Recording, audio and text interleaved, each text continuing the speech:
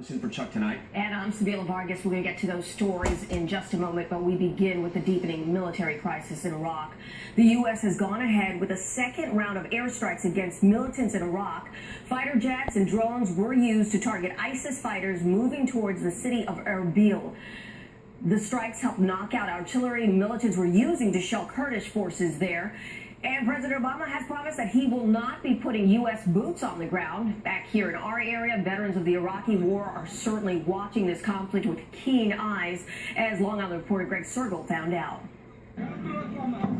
The sounds of U.S. airstrikes in northern Iraq echoed some 6,000 miles away in the ears of Iraq War veteran Steve Striska. It brightened my morning up a little bit. Like I said, I put a little sugar in my coffee. Striska served 15 months in northern Iraq with the U.S. Army, working with Iraqi civilians in cities now under the control of Islamic militants.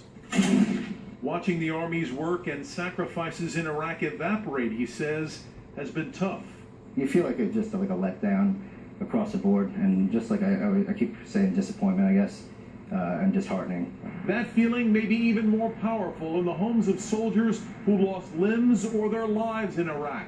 One vet told me it's just human nature to wonder, was it all worth it?